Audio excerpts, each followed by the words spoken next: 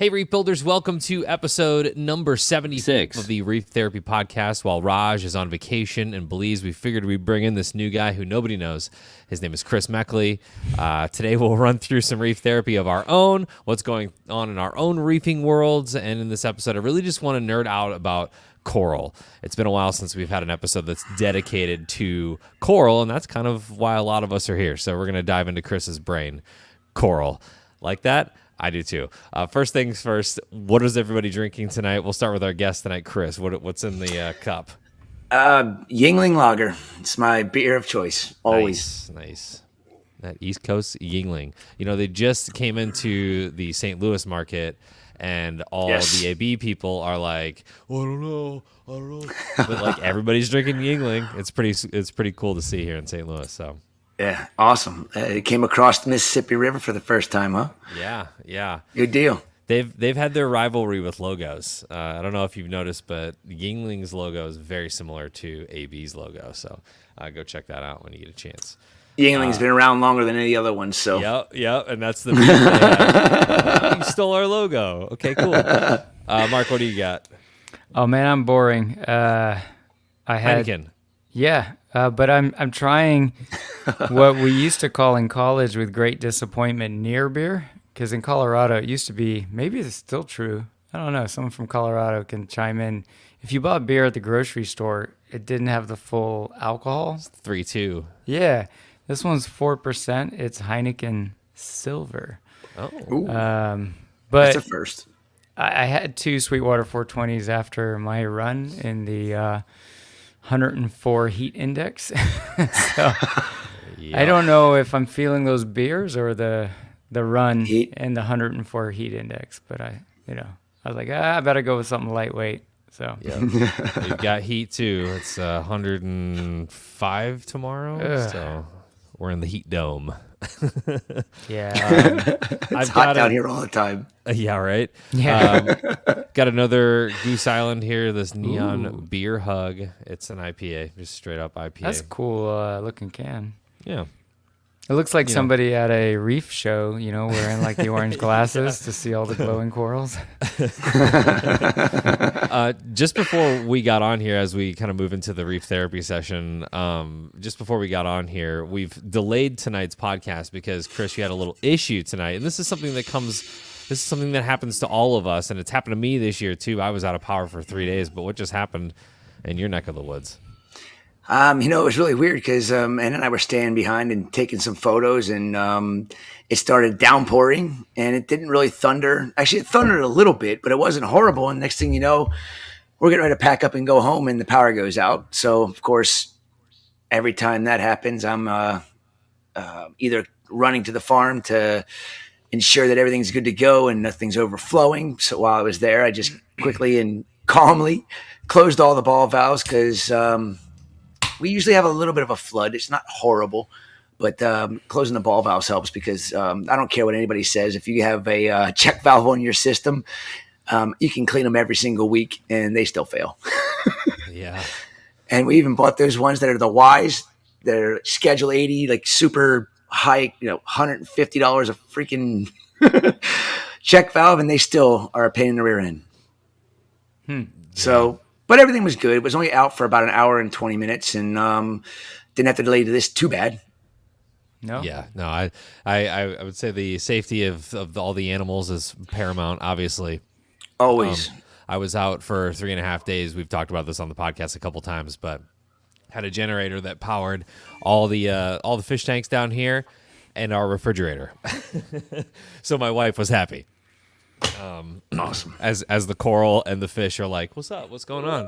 We're sweating our butts off in the house because we have no power. Anything else going on in your world that you wanna vent about? Yeah, we could vent about the industry, but that's not fun. We do that every episode. Yeah, they said I'm too gloomy, so you don't want to get me started. There's so many things I could just go off about right now. It's not even funny, but I might offend some people, so we should be quiet. Mark, you want to go? Anything going on in your world? What's that movie, How Stella Got Her Groove Back? Like, I'm trying to, I recognize that I'm a little burnt out And so I'm trying to figure out ways to get excited again about my tanks. Started off just like, well, I should just get on with like a big cleaning. So I did some, succession of big water changes.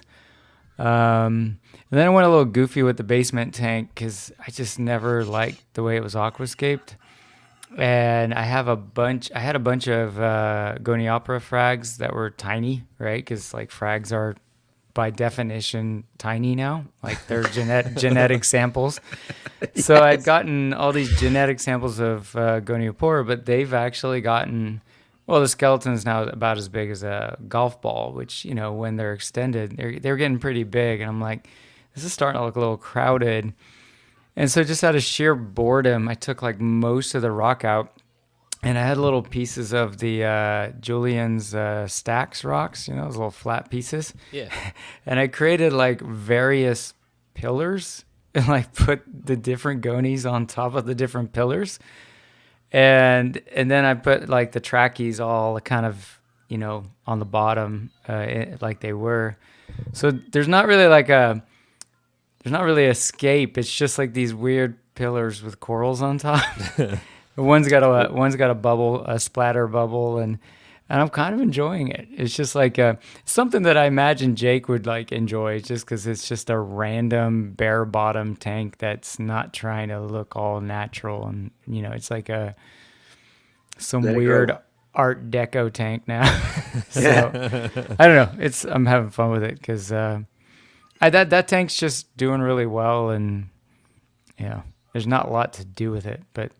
It got me excited to go check on the tank every time, like, oh, how things look, and stuff like that. So, and then I was like trigger finger ready to buy another tank and set it up as a seagrass tank. And I stopped myself because I don't have a budget for that right now. I don't have the money to do that. What was it going to be? What was the tank going to be? I was looking at the... Water Box has the clear minis, which are freshwater, marketed for freshwater, and they were on sale this week. Like not by a lot, but enough to get you thinking, right? And I was like, I was gonna grab one of those and stick a Tunzi Calmline skimmer in the corner and fill it up.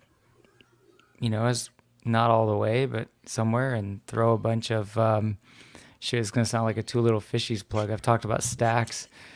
Here we go with the reborn. No, I was gonna do the Refugite media, which I've used before in my refugiums, and I like it a lot. The only downer is it's magnetic. It's got iron particles, so you got to be careful with your magnets. But I was gonna do that in there, and just found like somebody that was selling some turtle grass, and I was like, yeah, I'm gonna do it.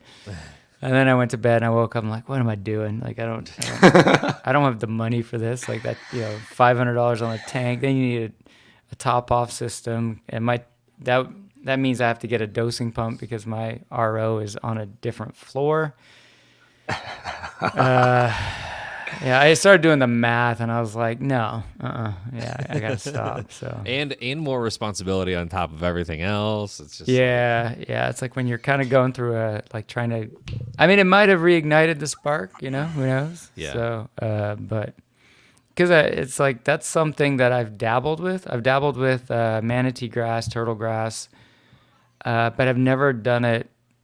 In like a dedicated system. I just kind of like plopped them into different tanks and stuff. So that'd be kind of fun. Maybe I'll do it when the weather gets cold and it's rain. Georgia is like a dreary, cold, rainy winter kind of place. So maybe I'll, something to do then. Of course, then they're probably not collecting turtle grass and like I won't be able to get it. So. Do you want to tell the people what you texted me about last night? Oh, that was the other. So I was thinking about dosing Fido in small doses on one of the tanks just for fun for a month. And so I bought one of those little desktop fridges. I think Devin from Reef Dudes, he had a video about doing like a frozen food feeder for a friend of his with one of these type of fridges. And I think that's where I got the idea. And I started reading about Reef Nutrition's Fido Feast Live. And they, they had a little thing about like, hey, if you leave it on a countertop for like a day, it's okay. Just stick it back in the fridge and use it by the best by date. Because, Fido at room temperature, still okay probably. So that got me thinking, like, as long as the dosing line is kind of short, the Fido, and you're dosing like a little bit throughout the day, like whatever's in the dosing pump is fine. So I was going to mount a little dosing pump on top of one of those little desktop fridges, which I think uses like a Peltier cooler. Is that how you pronounce it? Those computer. Yeah. Because it's got a fan in the back. There's no refrigerant. And I was like, yeah, I'm going to build this thing. And then I had, long story long, I'd put together a cabinet that matches my tank stand next to my tank where I could hide all my fish food and all that stuff. And I was like, well, why don't I just stick the fridge up there and stick the Fido Feast in the fridge? And then when I feed the fish, I can just open the little door and squeeze a little bit in and put it back in the little fridge. And that's probably 5 seconds versus like me engineering, like, So, yeah. So I'm kind of like, do I want to go all in on this, or do I just want to, have a little fridge next to my tank where I just pull the Fido Feast out? And it's convenient because I'm already feeding the fish and I just drop a few squirts in there. But then the whole point was to dose it continuously, right? Yeah. So not because I'm trying to keep anything random alive or anything, but something Sanjay brought up on social media a while back about certain Fidos being, pretty enriching for corals. And then, it's just certain things have been rumbling around my brain. I'm like, oh, it's kind of be fun to try. I'm not a coral farmer like Chris, so like I'd love to hear what he thinks about phytoplankton and the impact on corals. But yeah. We go through a lot of it. We go through a lot of phytoplankton. I think we feed probably between all of our systems. I know I get every week we get 10 gallons of Fido, and we get 2.5 gallons of zooxanthellae, and that gets fed every week. And it just gets dropped off live every Wednesday. As a matter of fact, we just re-upped on it today, and it's something I thought about doing exactly what you were saying, putting a small fridge somewhere with a dosing pump and having a line come out of the refrigerator sealed up and everything so that we can just have it on a doser continuously. But I look at having 5 tanks on a 4,000 gallon system. It would be a royal pain in the rear end to be able to get that to dose properly. And I'd have to have a little fridge at every single tank, at the dosing pump on every single fridge. And I don't think it would be something that would be feasible. But it's definitely crossed my mind for sure. But we use the zooxanthellae to feed. That's actually how we use that Captivate Aquaculture food. And it requires about 30 minutes to be to get saturated. Mm-hmm. So we use the zooxanthellae to soak the Captivate Aquaculture food in. So we're feeding the corals a dose of all of the planktons that are in that food, as well as zooxanthellae. So what we found in the years past, when we had corals that were stressed and bleaching for whatever reason, that when we fed the corals with the zooxanthellae soaked food, it improved pretty much 2-3 weeks. We started noticing major improvements where before it would take, certain corals would take months and months to get, especially LPS corals. A lot of them, when they bleach out, it takes them, sometimes months to get their color back to them. But since we've been doing this, it's very rarely do we get bleaching events on any of the corals. Even wild stuff was the main thing we had problems with, but because we feed so much of the zooxanthellae and phytoplankton and other foods, I think that keeps the corals from actually fully bleaching and becoming a problem. But that's all kind of over the last 2 years we've learned that information, and I try to pass it on as much as I can. If you want to help a bleached coral out, soak your food in some zooxanthellae, which you can buy at various places sell live zooxanthellae algae. Yeah, I've seen that for I forget the brand. Is it Aquaholics? Okay, yeah. Sam, she's right here in Plant City. She farms it, and she told me that I'm the biggest purchaser of it, but I said don't stop producing it. Because I think it's if you want me, I told her I thought she wanted me to write something up about what we've seen, or just take the information I give her and make sure it gets added to it and plug me and my company. And people want to ask about it, I'm happy to talk about it, because it saves corals' lives. It's what it's all about, right? Yeah, corals. It's all about the corals. Yeah, that's interesting. Yeah, I'll put the information in the description below for that. If you want to try For sure. it. Obviously, you can bend Chris's ear if you want to learn more about that.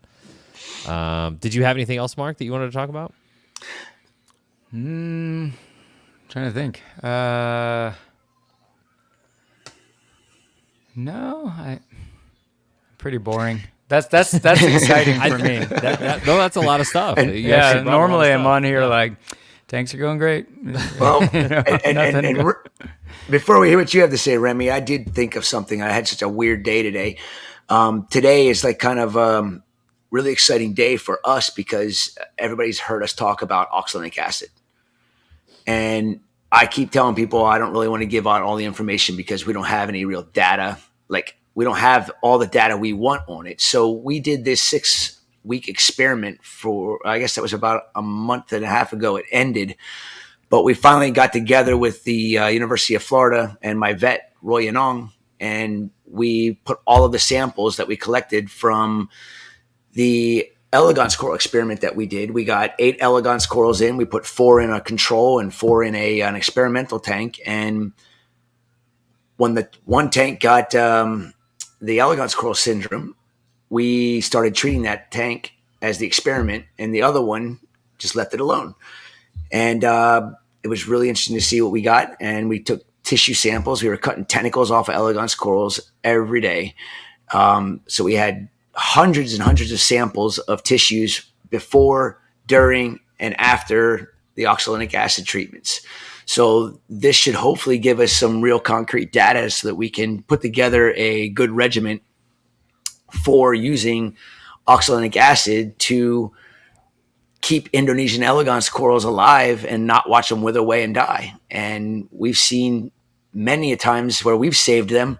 We still don't win them all. There's battles to be played every time we get an import. And sometimes they're too far gone when we get them, and we just can't bring them back.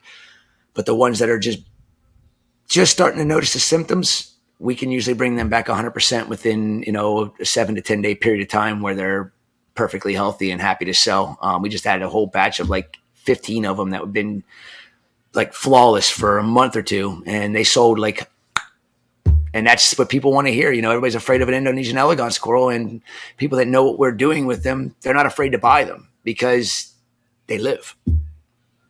That's not cool. Saying it's not going to happen down the road in their system.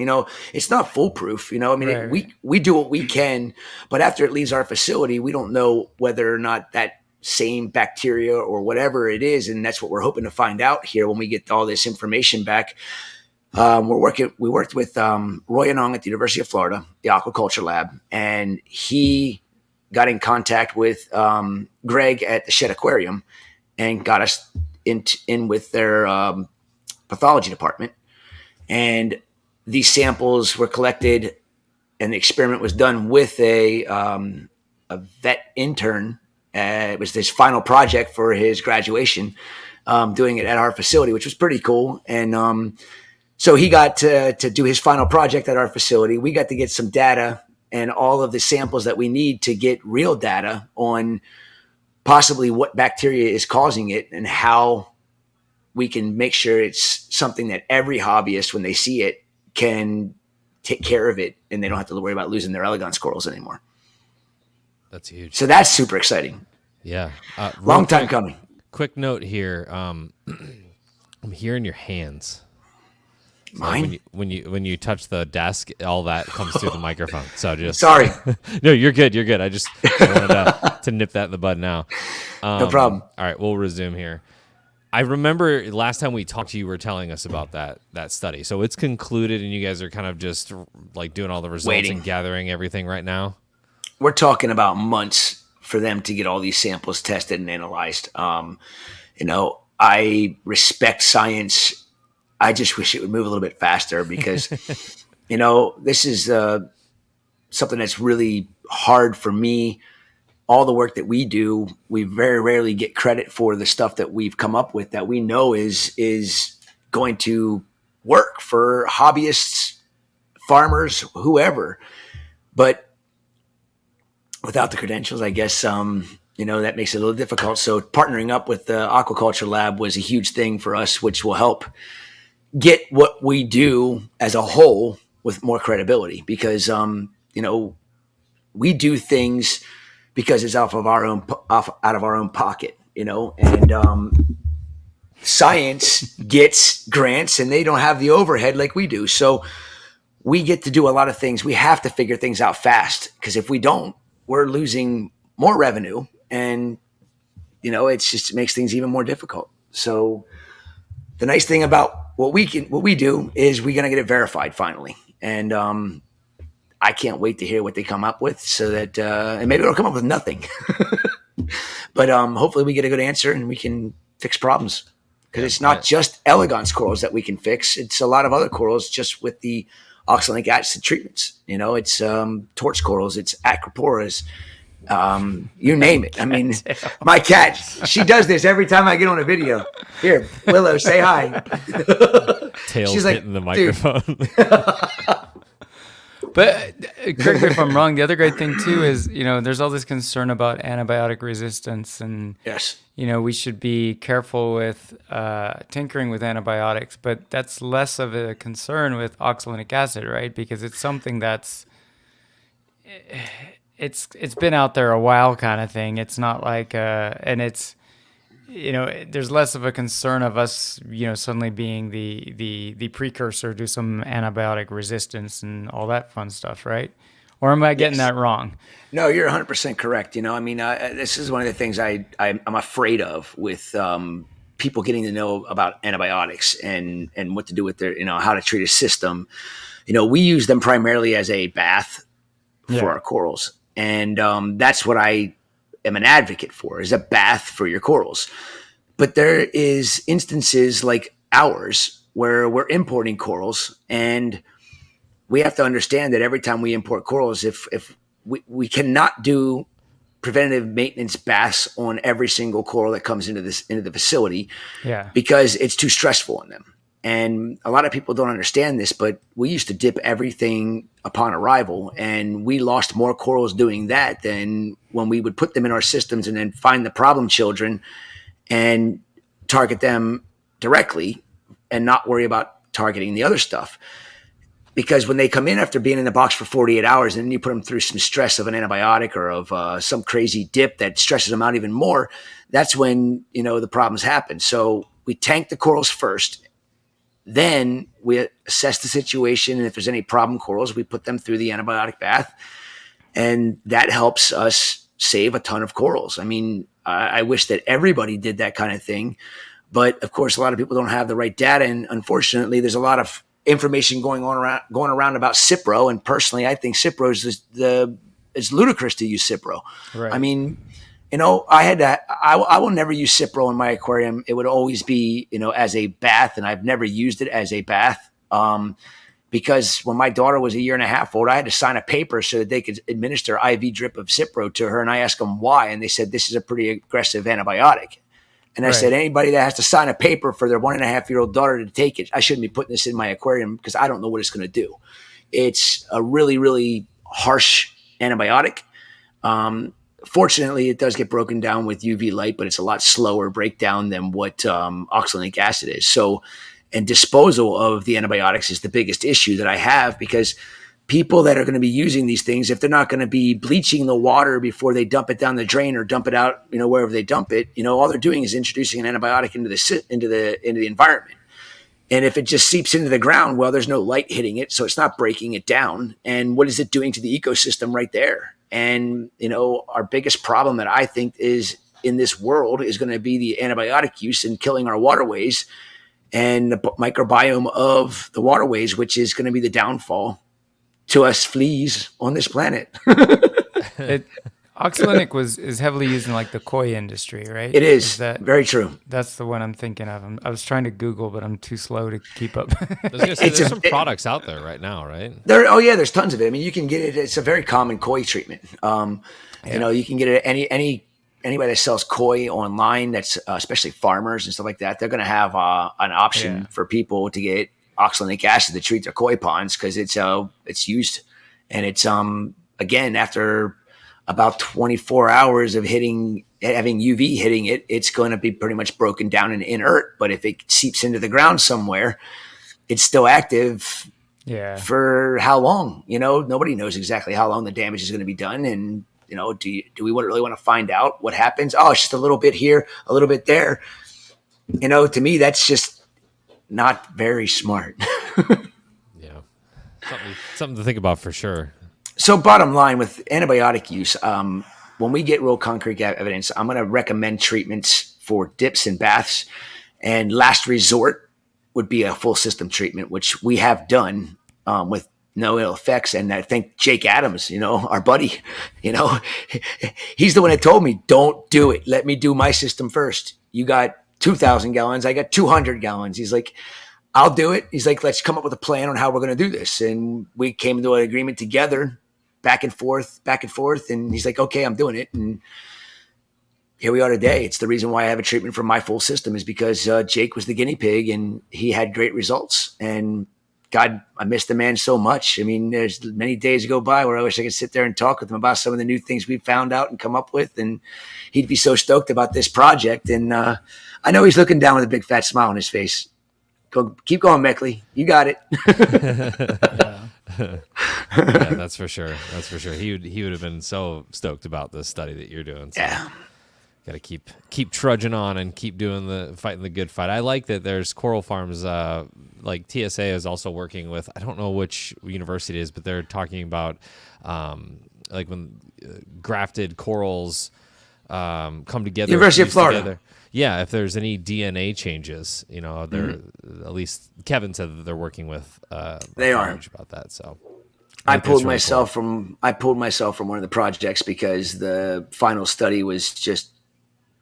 I think you called that healthy corals. Please take my name off of this. But, that was the first time they were working on anything. But, the genetic part of it, that's easy. They can put it into there's a special formaldehyde that Professor John, who's also working with Kevin at UF, gave me this formaldehyde to put any samples I wanted him to genetically test or to do pathology on or whatnot. So I've got tons of lab grade preservative per se that doesn't break down DNA, which is cool.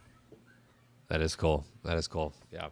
I love that you guys are doing that. I mean, you guys have coral farmers have the biggest sample size of anybody. I mean, the hobbyists can contribute here and there, but I think that you guys working with universities is the quickest way to further anything in this hobby. So 100%. Kudos to you guys for doing that. On my side of things, I've got this new tank finally up on the stand. You can see it back there. It's, nice. Got a Red Sea 625 that going in. Sump is in. I got the reef mat installed.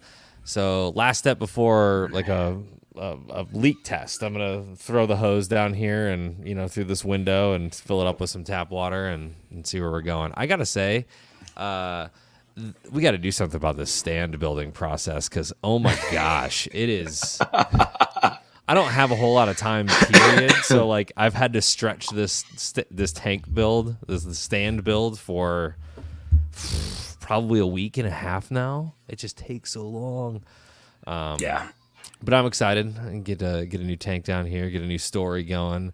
I did add, so Chris, I took all the coral out of my frag tank. It's in a tub right here. It's in what I'm calling my Jake tub because it's exactly the one that he set up for that cube that he transferred. But I added a skimmer and I think it's about time for a water change already. I don't know. It's funny because you come down here and it's not like the stand that I had before was doing anything because it was open, but there's just a little different flavor smell down here these days, and I don't know if it's like the interaction between the Rubbermaid and the saltwater, or if it's just I know I just have a pond, so it's going to funk up like that. So, But yeah, what's added your a skimmer to it. humidity like? Has your humidity shot up with that pond in your basement? I don't think so. I mean, honestly, the surface area, like what's exposed to the air, isn't really much different than it was before. I don't know. I don't think the humidity is any different down here. I don't have a exact reading on that, but the basement's usually pretty dry. It's funny because you showed a clip of that tank that where the acrylic stand broke, and yes. and it brought me back to being there a little while after all that. And we went out, I think, grabbed some beers and some food, and then we went full office space on the stand. Like, you ever see that scene where they're like beating up the printer in the field? we kicked the hell out of that thing because he had to break it down, I think, for the trash company or something. So we were just like, I can just see two. I just two happened to dudes be out in town. there. Yeah. I'm sure the people at the brewery next door were like, what the hell's going on over there? Crazy stuff's supposed to be happening here. This is the brewery. What are they doing? Yeah. Yeah, that's funny. I basically just went, having not done a tub before, and I say this in the video, I feel like Jake really laid out a roadmap for a lot of the situations that the hobbyists will find themselves in as they progress. So I kind of just, mimicked what he had. It's been working great so far. Like I said, just probably needs a water change here coming up. One of the toadstools decided to be a jerk, and I don't know what happened. It got a little brown spot on the crown, and then it just kind of spread, and now I'm just on watch to see what's going to happen. But I don't know if it was just stress of the move or a lighting change or maybe salinity change. I don't know. Is it shedding, or it's no? a It's toadstool? It's not like that. You know how when it does shed, it glistens in the light. Yeah. This looks more like infection kind of thing. So Spray it with a Iodine. turkey baster. Yeah. let's get it Spray off it of with there. Yeah. Spray it with a turkey baster, see what happens, and then if that doesn't get rid of it, like Mark said, iodine is my go-to dip for anything, especially soft corals, because they love iodine. Yep. And that will, heck, you could even take a drop of Lugol's and drop it on those spots. If it's an infection there, it ain't going to hurt it. The coral will absorb it, because if you're deficient in iodine in your system, it's like you and me. If you're ever playing with True Lugol solution, there's iodine, you get your hand, it turns all yellow, and you look at it an hour later and you say, what happened to all my hand? Your body absorbed it because you were low on iodine. So the coral just absorb it too. It's the same deal. Yeah. It's a halogen. It's it likes to go places. Yeah, I think that's the only casualty. There was a Duncan that got stung by one of my Galaxia. You kind of stuff a bunch of coral in spots that they weren't typically in the tank, and those sweepers just go out, and I don't know if I just didn't see it or whatever, but in the stress of moving everything, it's stuff like that happens. So I'll give you guys a pointer on putting a Galaxia in an aquarium. You have to make sure that you know your flow. Yeah. That means that means you drop in some food and you just watch it. And wherever the slowest flow area is in your aquarium, or where they all kind of meet, and it's kind of just like you see this swirling area so much right in the general area, put your Galaxia right there, because then it can't send sweepers over here and over there. Yeah. I don't know if I told you guys this story, but I had a customer of mine that was pulling his hair out. He had a half moon tank, and he had a Galaxia in there. And he didn't think anything of this, but he kept putting a coral on the opposite side. He had that return line, was say half moon shape, and a return line over here on this side, and a piece of coral always over on this side was always dying. No matter what he put there, it was dead within a week. And he's pulling his hair out, and he goes, you got to come to my shop and check it out. So I took the 2.5-hour drive to Gainesville to check this guy's shop out. I wanted to check it out anyhow. So I get there and I'm looking around. I'm like, where's the corals always die? He showed me. I'm like, move that Galaxia. Shut up. I said, move the Galaxia right here in the middle. You'll never lose another coral in any spots. I don't know. No way. He's flipping out on me. I'm like, just do it. Moves the coral down, cussed me out up and down in a good way. I can't believe it. You took 5 minutes to figure out the problem with this tank, and I killed 10 corals in the meantime. So it's always figure out where your lowest flow area is, not where your most intense flow area is, and you won't have to worry about Galaxia really sending the sweepers out that can whack everything around it. Yeah. They're awesome corals, and people are afraid of them. They just don't know how to take care of them properly. And that's one tip I can give people to take care of Galaxias so they don't whack your other corals. It's not guaranteed. They'll go the other way. That you mentioned last time about the branching Galaxia. How's that doing for you? It's doing exceptionally well. We finally see polyp extension, but it is not polyp extension like you would think on a Galaxia. It's you have to get really close to the coral, and you can see that the corallite is actually inflated because they're so beautiful. The color has gotten so intense. The body has turned this deep, like Concord grape purple. Wow.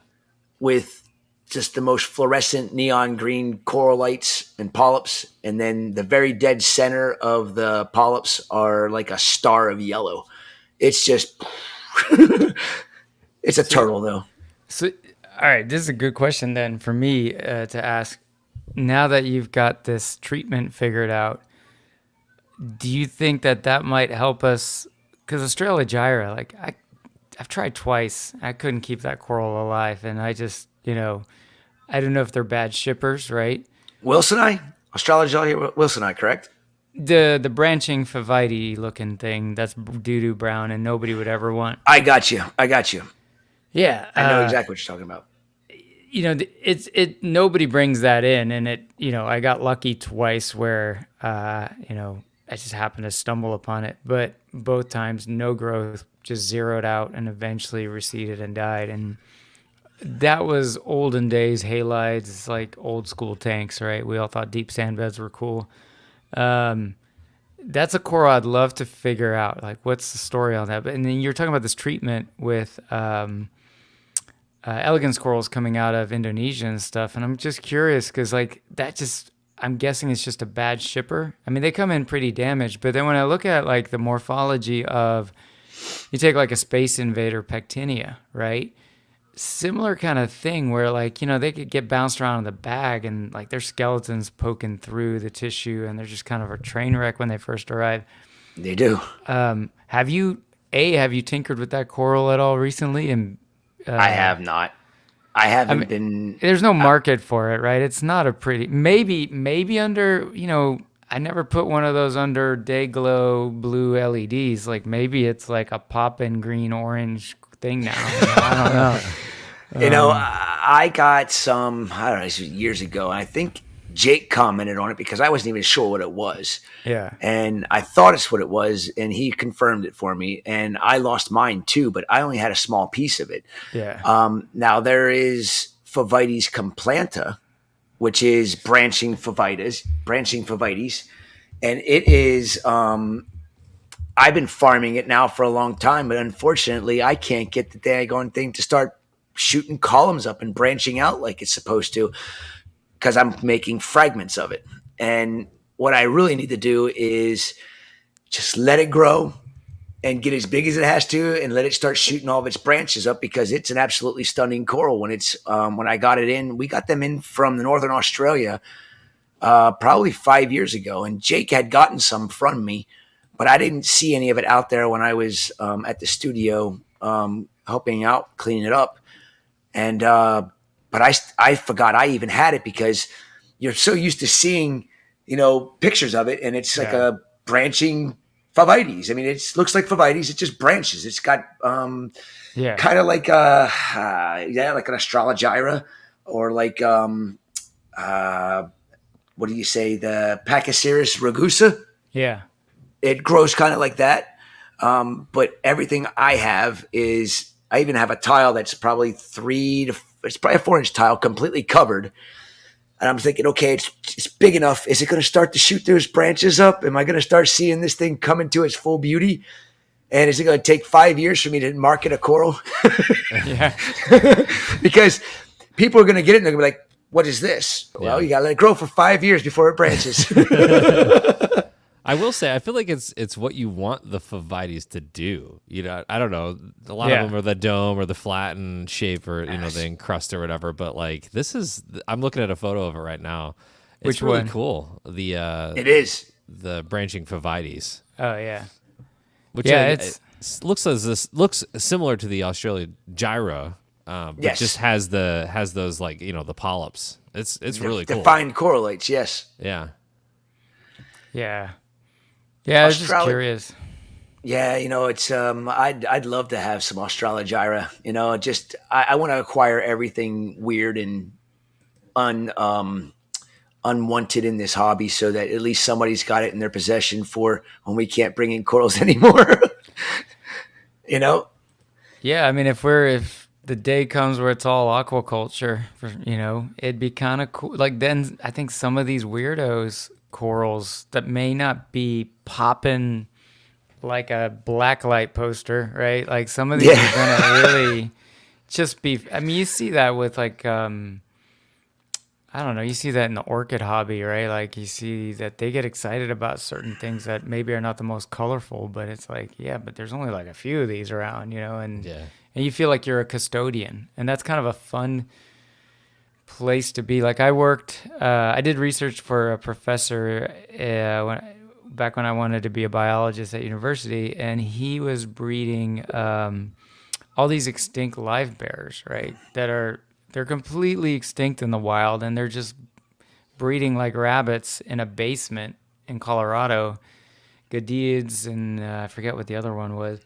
And they're not very pretty, but like I could appreciate the pride of being like a custodian of something that's, you know, one extinct, but I mean, just, you know, it's not a hot flavor, but it's just like, oh, like this thing is special for different reasons. So, but I failed. So first frag I actually got from Jake back in the Solomon Island shipment days. And that's when I first met him. Like he sent me home with a bunch of frags and like a stick of super glue and was like, good luck. Sounds like Jake. Yeah. And it's just so weird that I was like, you know, kind of new to SBS. This was like 1998 maybe. And he's like, no, you just, you know, you take the thing, you glue it on the rock with a super glue and you're good. And I was like, what? You know, it just seems so foreign to me, right? Like, I had a bunch of LPS and Gorgonians and stuff. And it's so weird to me that like one of the corals he sent me home with was this completely weird Australia gyra. And he remembers giving it to me too. And then that store Reefer Madness, they brought in a colony once, reefermadness.us or whatever. And like I saw it on the website, like what, in 04, 05 or something. I was like, bye, you know. They brought in weird stuff. Like I got a Halimitra from them. Yep. Where the hell were they getting their corals? I don't know. But Reefer Madness was getting all their corals from Walt Smith. Was that Walt Smith, Fiji? Yeah, that was Jeff Turnier. Okay, that makes sense. Yeah. They brought in some weird stuff sometimes. That was a fun site to hit. But I know it's just like now I have a nostalgia for this random coral I couldn't keep alive. I'll probably fail a third time if I ever get some. But no, don't say that. Husbandry tactics have gotten much better. Well, and the treatments, right? Especially if it's coming in all beat up and stuff. If you can at least give it a fighting chance against any of those bacteria, then you're just, you know. You got to think too about you know, I don't know how many other suppliers do what my suppliers do, but I've really helped them tweak how they pack and ship corals.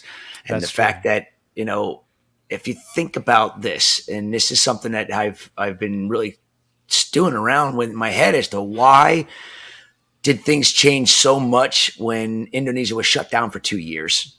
Why all of a sudden were the corals arriving after it opened back up in such better shape? And I know why it is with my supply line. I don't know about other suppliers and how they ship, but I know my suppliers, they're geeks just like me, just like Jake was, just, you know, they love the corals. So they continue to hold and maintain and keep all of these corals that they had from the time the coral ban started till after the ban was over. And then when they were getting new corals in, they learned so much in that 2 year period on how to take care of these animals, because normally they were just getting them in and getting them out. even though they took really good care of their systems, I think this just opened their eyes to possibilities as to what happens to corals after they leave. And I know they don't want to see their corals that they ship overseas die. Yeah. So their husbandry practices had gotten so much better. And that has helped more corals live, at least on my side of it, because we went from like a 5% DOA down to a lot of times 2 or 3 dead corals out of 600, 700, 1,000 corals on a shipment. And that was unheard of in the past. And do they pack them a little bit heavier? Just a little bit. But that extra cost in freight ensures a live animal. And I just can't wrap my head around trying to go back to the old ways of packing when this method's working so well, especially since the corals are healthier. Yeah. We're getting such a better product and we're able to, make sure that we hold it for a week or two and the corals have a fighting chance to survive and not a 50-50 chance when you break it all down. Because sometimes I feel that's what the statistics are on transshipping, because they're not being taken care of properly. Man, I know that the endo ban sucked for a lot of people, but yeah. Seeing the racks as full as they were, you'd see those pictures of the maricultured, Acropora. It's just torch corals, everything. Yeah, it was crazy to see that many on a rack and all just huge colonies. It was really awesome. It was. I mean, it was good to see that people were doing it the right way. And there's really only a handful of people that were doing it the correct way, because all the guys that were smaller, they went back to their old tactics immediately when the ban, and they figured out all the loopholes on how to do it. I mean, anybody that knows what a mariculture coral is, if you come in and you get a mariculture coral offered to you and it's a tabling acro and it's growing like this, I'm sorry. It's not maricultured. It is a wild piece. They cut off, they stuck it onto a plug and let it sit there for a few weeks, month, and then they ship it out as a maricultured coral. A true tabling acro, if it was maricultured, would be a little fragment stuck on a plug and it would actually start tabling. And we used to get these perfect little tables. And there's only one guy I know to get them from, and that's Vincent Chales. Is the only person I can get perfectly little growing tabling acros because he maricultures them properly. Yeah. But that's, that's corals for you, man. The industry's, it's frustrating. It's interesting. And we got about 1.5 years left of being able to get these things in. No, about 2 years left for wild Indonesian corals. And then it'll all be mariculture. So that does lead me into my initial question for you, which, what does the future of import in this hobby look like? I mean, are we looking at less than 10 years? Are we looking at less than 5 years before this is all aquacultured within, the hobby and our coral farms that we have? What do you think on that? We've been talking about this a lot. Myself, my wife, my colleagues around the world, my friends that are we get our corals from. We've got Interfish, which is the leader in the world right now in spawning corals. They spawn the Gonioperas, right? Gonioperas. Recent Coral magazine Yep. article. Yeah. And we knew about the Gonioperas because I was getting photos of them when they saw it. They're like, "What is this?" I'm like, "It's an Alveopora." Wait a minute. It's red. It's a Goni. But it only has 12 tentacles. And it was just one polyp sticking up on this baby. And they kept shooting me photos. It went from, 12 to 16. Yeah. And then it went to the 24 tentacles. Actually, no, I think it went 12, 16, then it went 18, then to 24. I don't know. It's all in the article. But which was really awesome, by the way. It was right? Really cool article. They just gave me updated photos, and they have these ones that are all splicey. They're red and green. Then there's some that are red and green and gold, and it's like half the polyp is green, half the polyp is red, half the center's red, half the center's green or yellow or gold or whatever. It's just really interesting. It's going to be cool to see what happens. They got thousands of babies, just like they got thousands of scolies, but I think they've got 12 species spawned and settled and grown out. And there's no other institution in the world that has that many species under their belt. And it's, I've been right there with them the whole way through it. Don, the owner, is like, he's old enough to be my father. He's like my best friend. And he always getting excited. He's like, "I got to call Chris." He calls me up and we talk for 2 hours about corals. And, it's awesome what he's been able to do. I can't wait to learn more from him, because ultimately Back to your question, Remy. We have till 2024 for wild Indonesian corals to be legally exported. Mariculture is going to continue. So all of the species that we know are not able to be maricultured will no longer be seen in the industry. You will no longer see acanthophilias. You will now see Trachyphilias, Cinerinas, Endophilias. Honestly, I think it's going to be a far-fetched thing for them to mariculture blastos properly because they just don't grow fast enough. Is it going to be viable? Is the cost going to be there? Are people going to pay $1,000 for a polyp of a blasto? Because by the time they get all their time and effort in farming it to get polyps out of them, what are they going to do? Are they going to get wild pieces in and glue them down and act like they're maricultured? Who knows? We'll see what the industry does. I hope that's not the case. But the future of the industry is 100% in institutions or companies and businesses like Interfish, that are, and Jamie Craig's, and, even Richard Ross has spawned corals. And there's other people in this country. Heck, I've spawned corals. I've got baby torch corals in my system. I have no idea when they did it. I'm guessing it was in February because that's usually when the time they do it. But I didn't even see the baby torches until 2 months ago, maybe 3 months ago. And they were like the size of my pinky, just this little gold torch coral going, where did you come from? Where did you come from? It's like, okay, now I know at the time of year when it's going to happen. Now I got to start watching the corals and making sure I am visually looking at them so I can see the torches because they're brooders. I don't know if people know that. They don't sexually spawn like broadcast spawn like other corals do. They capture sperm from another, and then they brood the gametes in their tissue. And once they're larvae, then they expel them, which is how they spawn. And those larvae are capable of settling immediately. They don't have to go through the gamete stage and that whole, okay, we're going to settle. They just automatically come out and they settle. So it's probably the easiest of all of the stony corals that I've heard of to spawn because it's such a visual look. You just need to look at the corals when they're open and you can see them in the tentacles. We've had hammer corals do the same thing where we saw the eggs going in the tentacles, and then that night they're spewing eggs and sperm bundles throughout the tank, and we're like, oh, we don't have anything to catch them. So that was our first experience. That was probably 5 years ago, and we've been visually looking for that stuff again, but they seem to just do it when we don't even realize it's happening. But when you have 200, 300, 400 polyps of torch coral to look at, and maybe not all of them are doing it because maybe it was just the Australians, maybe it was the Indonesians as well. I don't know.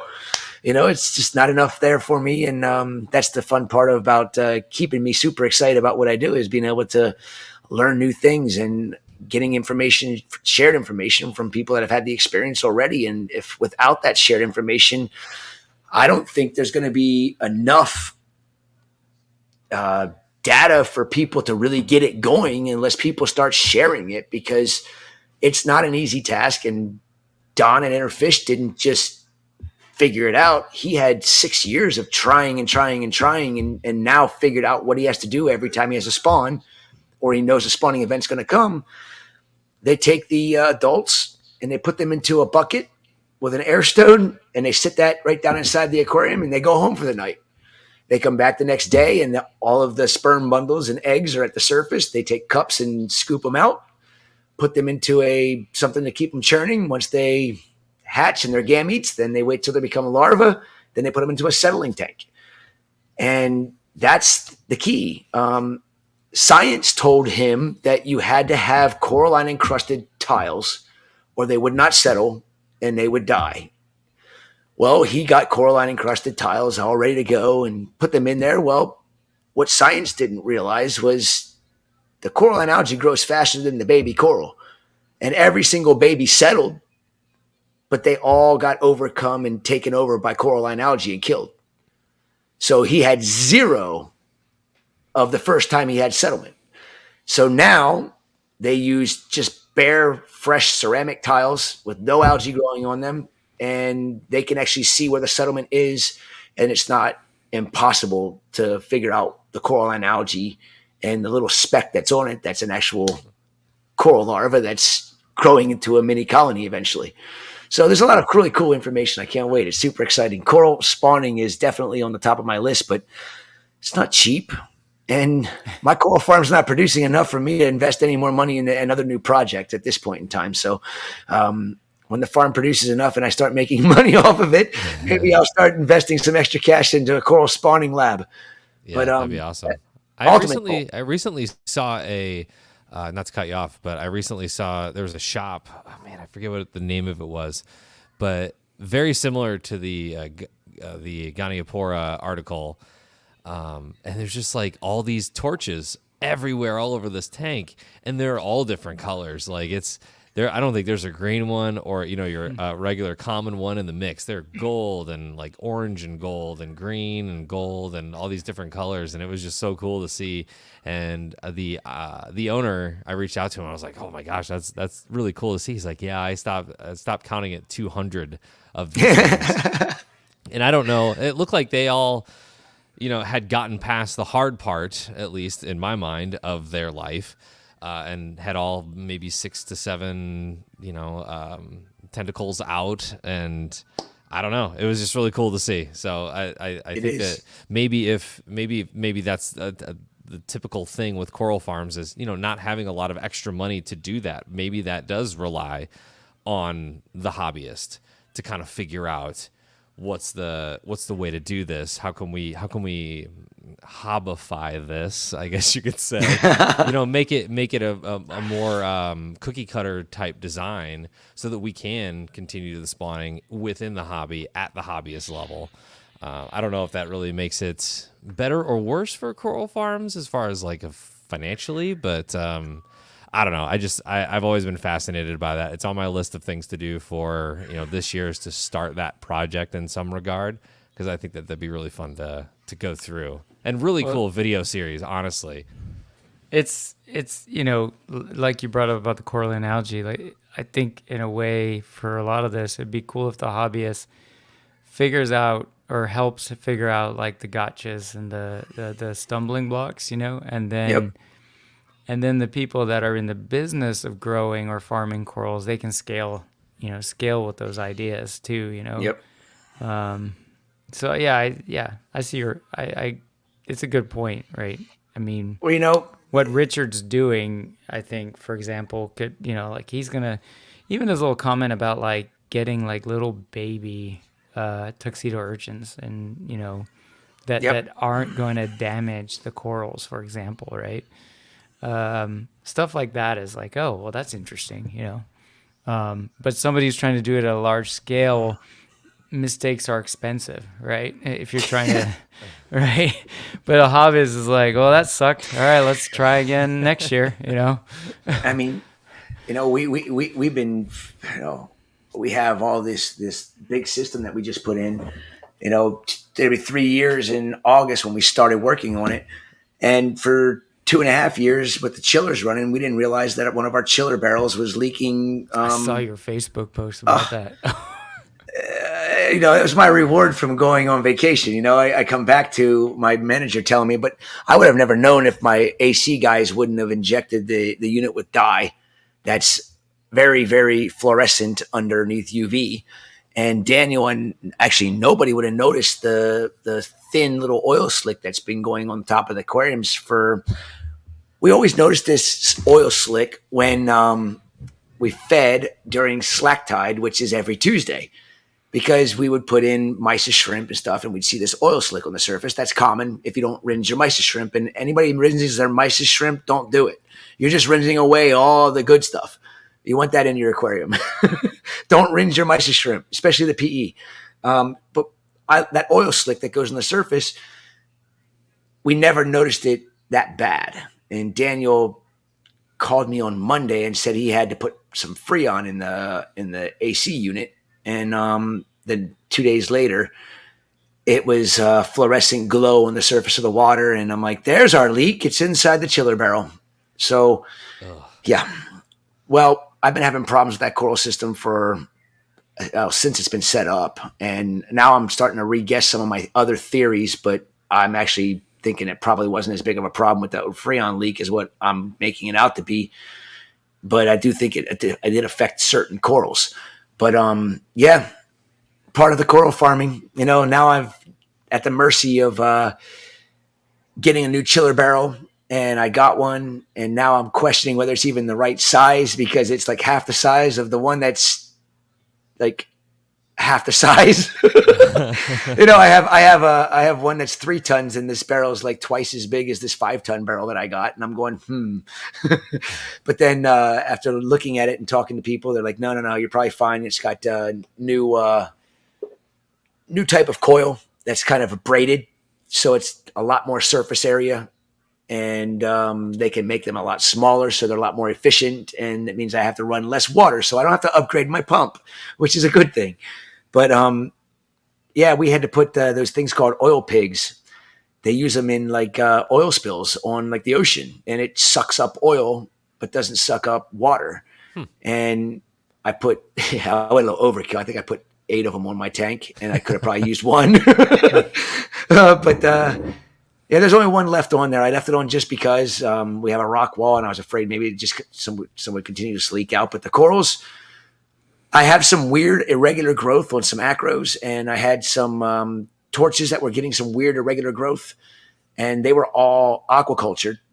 And I'm hoping that was what the cause of it was. It's hydrofluorocarbons, and it takes a good bit of time for them to break down. So I'm thinking that when we started seeing these weird issues, from what I'm told, it's about a year to 1.5 years for that to break down, but it becomes a gas, so it shouldn't even be in the system. But we don't know how it interacted with all the elements that are in the system, and whether it did cause something and form another compound. We don't know. And with ICP, we don't test compounds, we test elements. And my fluorine level, the last test was in the right range, but it was actually higher than what it should be for the amount that I dose on a daily basis. So I'm thinking maybe that was helping to elevate it, and but it shouldn't have caused a problem because it wasn't toxic. And that fluorine would be the only thing I would expect to get because it being a hydrofluorocarbon. So what about, I guess this might show up in a test kit, but you've got the heat dumping coils, right? And a lot of times those are made out of copper, right? And titanium. Oh, they're titanium? Well, yeah. Even in the unit itself where it's dumping the heat? No, that's all copper. So we have the titanium chiller barrels are connected to copper that goes out to the the compressor itself that's outside the building. But the Freon basically travels through all of that, right? Correct. So correct. I don't know. Just my copper level was. That's the great thing about I dose copper daily. So people can say, "Well, you do what?" Yeah, we put copper in our water every single day because we need to keep it at 9 parts per billion because it's one of the most important aspects of photosynthesis. And the ocean is at 9 parts per billion. So I say, why shouldn't I keep my aquarium at 9 parts per billion? It's not toxic, and I can tell a difference in the algae and the phosphate uptake from my scrubbers when my iodine is deficient. And I'm sorry, my copper is deficient. Where'd that come from? I'm thinking about iodine from earlier, but yeah, copper deficiency, the algae that grows on on anybody's turf scrubber will not do the same thing as it will when your copper level is around 9-10 parts per billion. When it gets down into the 1 to 2 parts per billion, it grows, but it just doesn't remove phosphates as efficiently as what it would if it had the copper there, plus other minor and trace elements that are important for photosynthesis. So are you suggesting that the hobbyists dose copper? If they do ICP tests, they're crazy not to keep their copper level at 9 parts per billion, in my opinion. But you got to be careful. Mark. I don't recommend that anybody go and dose copper to their aquarium unless they're doing ICP tests. Copper's not something to mess around with. If you overdose it, you can have a catastrophic issue in your aquarium. If you know how to dose it, which it's simple and easy if you read instructions on the back of like the Captivate Aquaculture copper. It tells you how much to put in your aquarium. If your level's at this and you want to be at this, it tells you exactly how much to put in. It'll get you right to 9 parts per billion. It won't hurt your aquarium. You can even go as high as 15 parts per billion and you won't hurt your corals. Fish are parts healthy? per billion. Fish are great. Fish are awesome. And my Blue Ridge coral's blue. Oh, nice. It's hard to do. Chris, so I have one smaller question and then a bigger question for you. But the first one is, have you heard anything about Hawaii and that ban lifting at all, or? I was told by the guy that I used to buy my fish from that he was going to be sending fish out in March. This past March. And I was like, cool, send me 150 yellow tangs. I want to put them in my coral systems. And he said, sure, not a problem. Well, the March 24th came and went. And I've called him 3 or 4 times and haven't gotten a return phone call. So I'm guessing that it's a no. Gotcha. Okay. I really want a yellow tang for this tank. Yeah, I was actually in Hawaiian. It'll probably end up being from Biota. I will say that, but it would be nice to have maybe a rescue tang or maybe a tang from a breakdown or something like that. I think that'd be fun. I've got probably we have 46 yellow tangs divided up amongst the oldest farm systems. The new farm system is missing yellow tangs, and 1,000-gallon tanks. I'd put a dozen in each one of those tanks just to brighten it up a little bit, because all the tangs I have in there are purple tangs, Sohal tangs, Acantharus. There's not any pop. You don't have that bright yellow fish swimming by, and I love that about my other aquariums. They all have yellow tangs that you get to see starting across the tank. They never stay up when you're looking at them, but yeah, they always. I guess I have a rare fish now because I have a wild Hawaiian coal tang. Oh yeah, I got. Yeah, we have about a dozen, maybe more. It's funny how change happens slowly, but you have these points in history, right? These reference points, and you're like, the Potter's Angel. Like, I think it's awesome. I love that fish. Yeah, awesome that Biota's breeding them.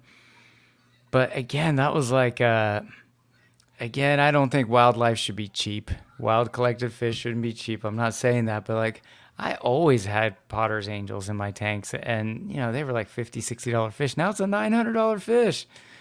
It's like, dude, I can't swing that. Sorry, It's a bummer. It's a total bummer. And not to. I bet it's not easy to breed those things in quantity. So like, I'm not arguing about the price of a captive bred one. Like I'm just saying, like, it just sucks that I can't go pick one up anymore like I used to. For what I used to pay. Right. It's just the world's changing, man. Matt Wittenrich, Poma Labs. Yeah. Congratulations. Yeah. The King Eye. The King Eye, I have to get one from him because I still have my popsicle. The one that Jake saw he went nuts over at was it Reefapalooza or was it Reef Stock? I think it was Reefapalooza. I told him I was bringing a Potter Eye, and he's like, no, I'm sorry, a Polymictes King Eye. And he goes, no, you're not. And I'm like, come by my booth. And he flipped out. He's like, I can't believe you just brought that fish to here. It was one of the first ones that was coming out of Madagascar. And 4 days later, the damn thing was a popsicle. Oh. I told you the story. I went down to South Africa for other reasons. And I went to Aliwal Shoal to scuba dive. And to all you South Africans listening, like the way you guys scuba dive, it's like you feel like you're in a Navy SEAL movie. Like it's like there's a dinghy, there's like an inflatable boat on the beach. Everybody's got to push it into these giant waves, and then you're just getting beat up on the waves, and then you flip backwards off the raft like you're on a mission. And then they're like, you got to get down as quick as possible because the current's going to take you out, and then we're not going to find you. And I'm like, what the, like I'm used to cattle boat diving. Like we call them cattle boats, but there's like 30 people on a boat, and there's like a Bahamian guy that flips the ladder down and makes a joke about the pool being open. I'm used to that kind of diving. And I was like, what am I doing here? And I go down, and I had a sinus infection. I couldn't equalize really well. Didn't see a single king eye. Silver lining was made good friends, went and grabbed a burger invited me to go to Mozambique, and I think I've talked about that before, like, and had like this awesome camping / dive trip. Still felt like a Navy SEAL every time we went diving because it was just like go go go go go. And then Jake goes and he's like, yeah, I saw like 20 of them. And I'm like, I went to Oliwell Shoal and all that, and I was like, but I like what Unorthodox Reef said in our last comment of, Matt should crossbreed them with either the gold flake or a flagfin. That would be pretty wicked. Do you know Matt well? Well, I'm sure he's already he's dude, probably already got along with getting ready to settle. He's like light years ahead of us. So there was one about 3 years ago, Barnett, when over at his Golden Ocean over in Madagascar, they collected a hybrid king eye flagfin, which is, I can't remember the Latin name. I'm not a Latin guru on fish. Give me coral all day, but fish, I'm lost with most of the Latin names. Hybrid king eye? You're not talking about the it was a king eye flagfin hybrid? I'm pretty sure. Oh. Like, I know about the Armitage. That's like, which one is where the gold flake hybridizes? Yeah, I know what you're talking about, but this was definitely a king eye. Oh, if you got pics of that, send that over. I have to go back through it. RVS Fish World, he had that thing posted. I think he told me it sold for like $45,000 to some guy over in Shanghai. I wish I could. There's a Reef Builders article here that I'm looking at right now. Hybrid tiger angelfish makes surprise touchdown at Finest Aquatics, and it looks like it's like a gold hybrid king eye. Yeah. I think Jake did an article. I'm glad you looked that up. Man. Yeah, I should have known better than to just say Jake probably did an article on that one. I'll go ahead. Jake always got the good info. Oh, there it is. Yeah, I see there. Holy cow, that thing is cool. Yeah, I'll make sure to link to this in the description if you want to see it. For sure. Oh yeah, I won't forget that because Barnett called me because I bought the king eye. What year was that, Remy?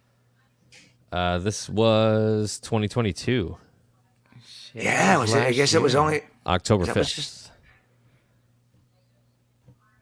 Wait. Yeah. No. The article date is October 5th, 2022 on this. Huh. When did he go to Bali? No, it was October 20th was when Jake was leaving for Bali. But yeah. So I remember he did. I didn't know it was that. Dang, I didn't know it was that. Wasn't even a year ago. Well, there was. He's got another one here. I don't think this is a Reef Builders article, but he does reference the first ever tiger cross with a flagfin hybrid in 2011. Yes. So. Okay, yeah, no, that was okay. Maybe it was just a year ago. I don't keep up with my fish like I used to, but that was one of the things Barnett was good at, was keeping Jake informed of all the goodies that he found, and Jake was always putting an article up about all the cool and rare fish that he found. Yeah. Yeah. And it's always like you would bring up something really cool, and he'd be like, I wrote an article about that like 6 months ago. And then because I was real bad about reading the Reef You and me both. blog. I never did. I would shoot Jake a text message, and I would get a link to a Reef Builders article. Yeah. He wouldn't even respond other than that link, and I'd be like, you could have freaking called me or something. Now I got to sit here and read this. I don't have. It's super easy now. It's a link. It's fantastic. I had that. I think Suspiciolaria. I bought that Indo-Pacific Corals book, and I was like, holy crap, Suspiciolaria is not Suspiciolaria anymore. And he's like, link. He's like a Reef Builders link. Did it, man? It was like, and I have to. I have to correct the Goniastria.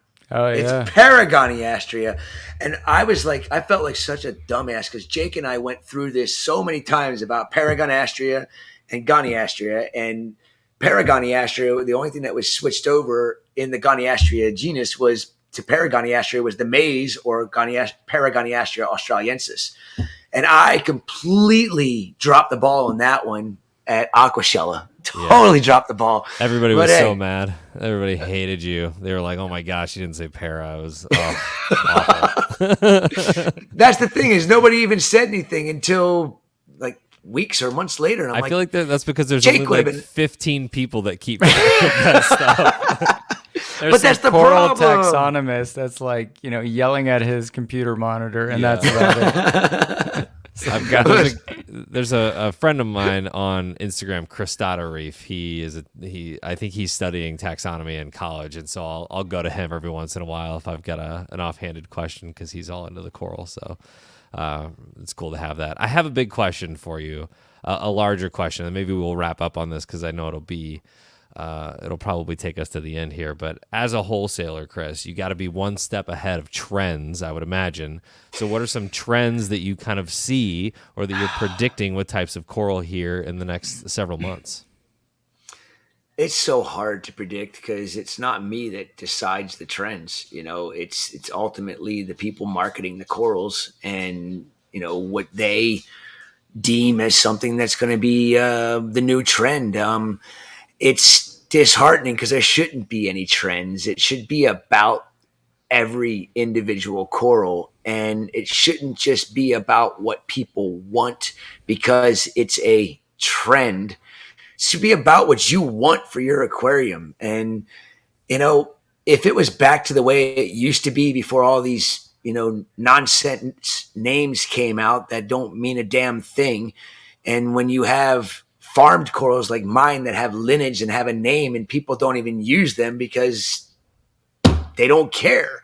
All they care about is marketing. And that's the problem with trends, is they're unpredictable. And if everybody went back to just loving coral for what they are, we wouldn't have to worry about these types of trends. So I'm sorry to shoot that question down, but it's like it's a big pet peeve of mine because I import corals, and I never used to have a problem selling any type of coral.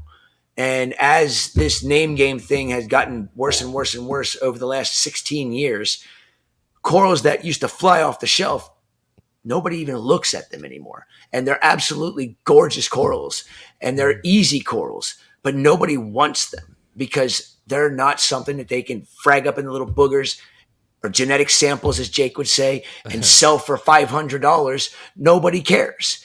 Everybody has a frag tank. Show me a colony tank. Show me a mature reef tank. Most people have frag tanks. If you have a coral that's this big and this tall, it's a frag. It's not a colony. And honestly, that's, I think, where people are disconnecting from this industry and disconnecting from the beauty of the corals that Jake and I and Mark and everybody talk about we love, is corals in general. It doesn't have to be a specific trend for you to want to have it in your aquarium. Go through the books and look at them. If you like it, call your local retail store. Can you get me this Turbinaria peltata? Oh, sorry, Duncan Samia peltata, or Pagoda cup coral. I used to sell those things like hotcakes. I couldn't keep them in stock. I'd get 30 of them. I'd sell them all out. Now I get 5. They still sit here for 5 months. They don't go anywhere. What do? I cut them down and I frag them out. So then I have them sitting there so long, frags, 2 years on this one. I said, you know what? Just leave that one sitting there. It's finally a Pagoda cup. It's this big around after 2 years. But that's the beauty of the coral. I mean, you can frag them still. They're just not going to grow fast. They're not super attractive. But if you have a hobby, isn't a hobby about watching and observing and seeing how cool these animals really are, not how much money you can make off of these beautiful creatures? I mean, if people just got away from the fact that they're money in corals and enjoy the corals, the industry would be so much easier. It would be less expensive, and we wouldn't have to worry about availability on corals that are trends that there's only a handful of permits on them. And what does that do?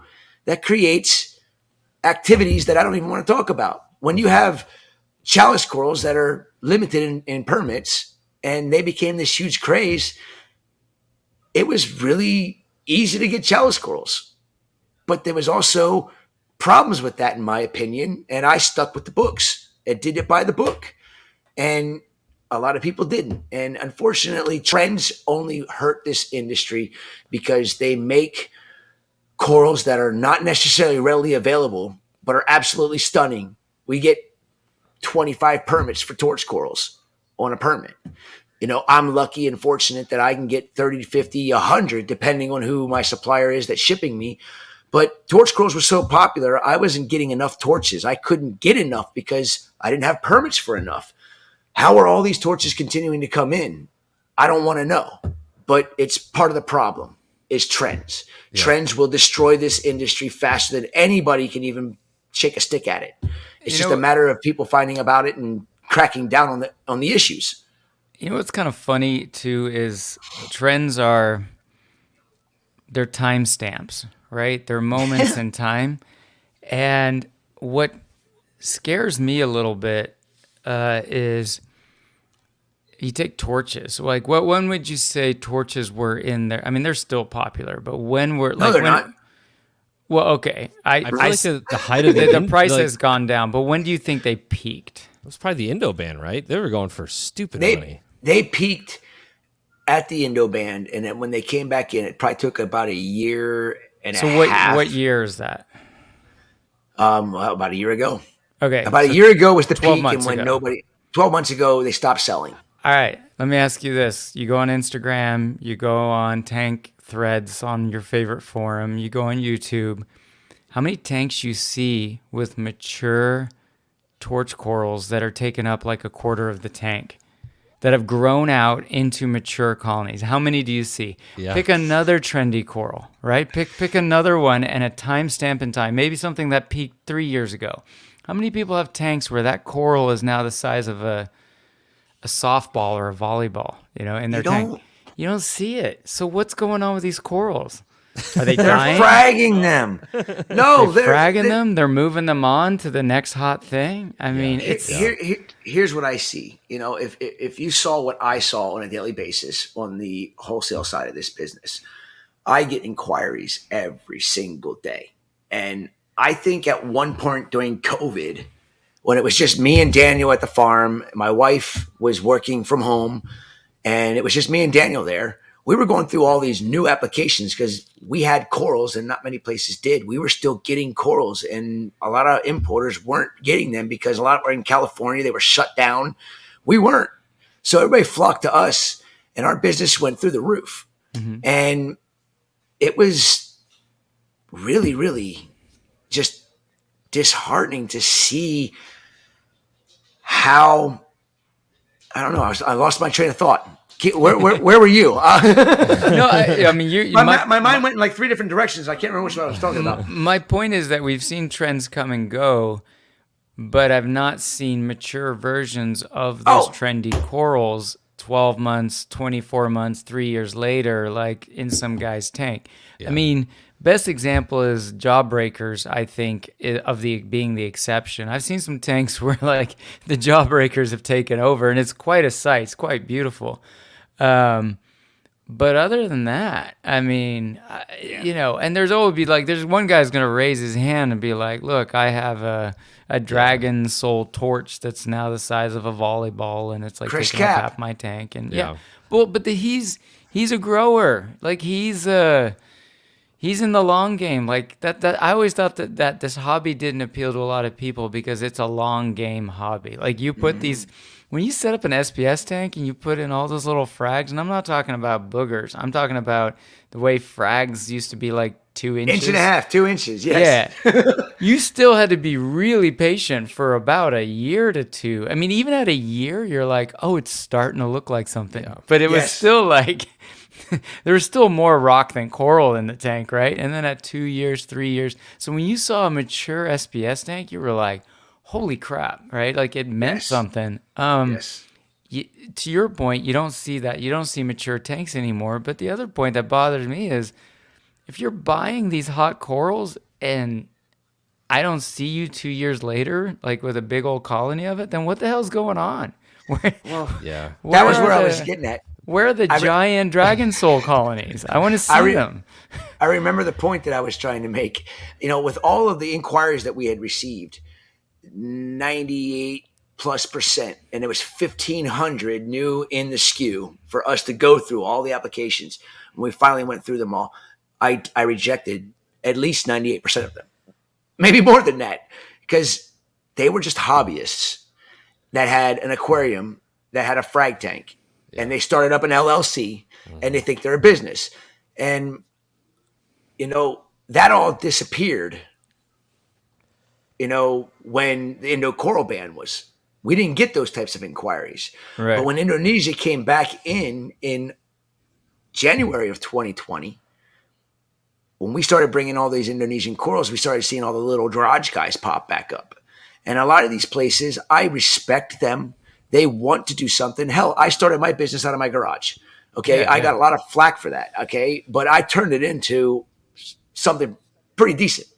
And all the haters, they hated me for doing it out of my garage. I get a little bit of respect from them now. And I have respect for anybody that wants to start something. But what I don't like is the fact that, everybody that has an aquarium, and my point is getting to your point why you don't see big corals, is because everybody thinks of it as a business. So if I'm getting 1,500 inquiries in 2 months about, doing business with me as a wholesaler when they're not even a company, they're a frag chop shop in their house. They work a full-time job. They don't dedicate their full time to it. That's what's happening. People get these corals. They get to be a big frag, of chalice gets to be this big. Ooh, let's cut it. Let's cut it. I can make $100 on this frag over here. We can make $400 off of that. Okay. I kind of get that because they want to be able to pay for their hobby. The hobby's not cheap. But at the same time, what happened to just enjoying your aquarium and watching it mature and grow into something and actually watching it become one coral at one point? Because eventually, if you let your corals grow out, you'll have one type of coral or 2 types of corals or 3 types of corals growing in an aquarium, and it'll be mature and absolutely gorgeous. That's just not the way the industry is anymore, and I'm okay with that. But at the same time, why are we packing it so tight that the corals don't even get to grow out of the frag stage before they're killing each other? Yeah, and I think it was Richard Ross talked about having to reset his mindset on like interacting with reef keepers now, and it hit home to me because I would go on Instagram or wherever and I'd see these tanks and I would always there'd be a panic in my head, like, what's that guy gonna do when all those corals start growing? And then It was like, oh wait, no, like Richard Ross, I think, said no, he's a collector. He's not a grower. And that is what's in right now. And I'm collector.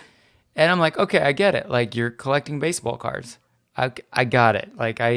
And it was like, I had to let it go and not, be like, hey, it's like there's a cartoon of a guy jogging and there's a wolf watching him run. And he's like, human, what are you running from? And why is he running? I don't know. And it's like all these wolves are like, I don't know what's going on, And it was just like, I'm the wolf. I'm like, I don't understand what they're doing. Like, what that thing's gonna sting that thing, and then I realized oh, I'm not looking at it the right way now. Like that, and I'm not saying there's anything wrong.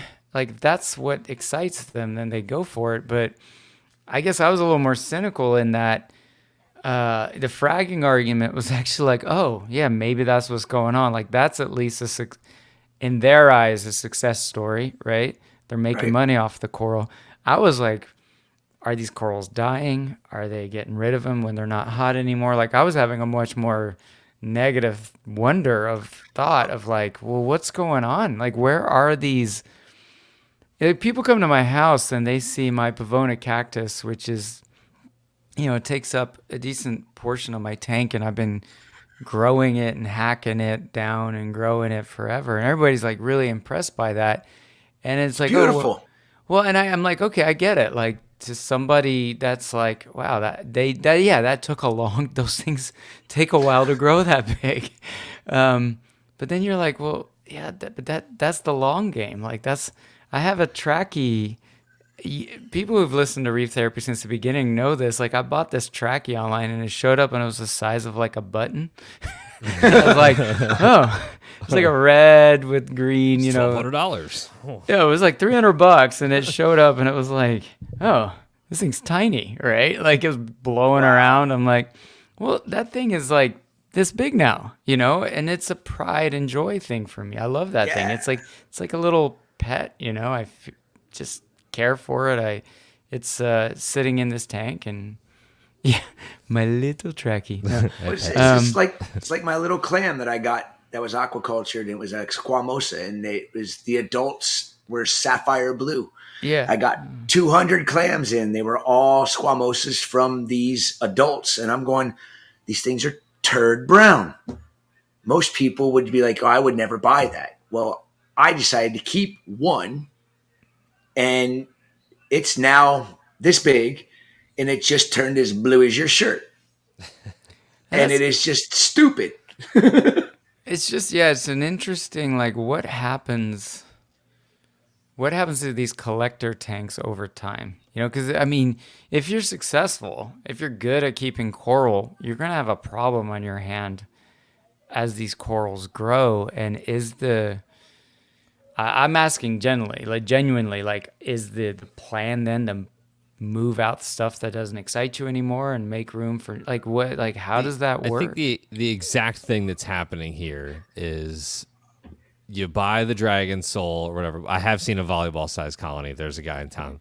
Okay, there it's you the go. Only one that It's the only one that I've seen, though. And by the way, he sold it to our LFS for like $7,500 whenever the Indo band started. Anyways, side story.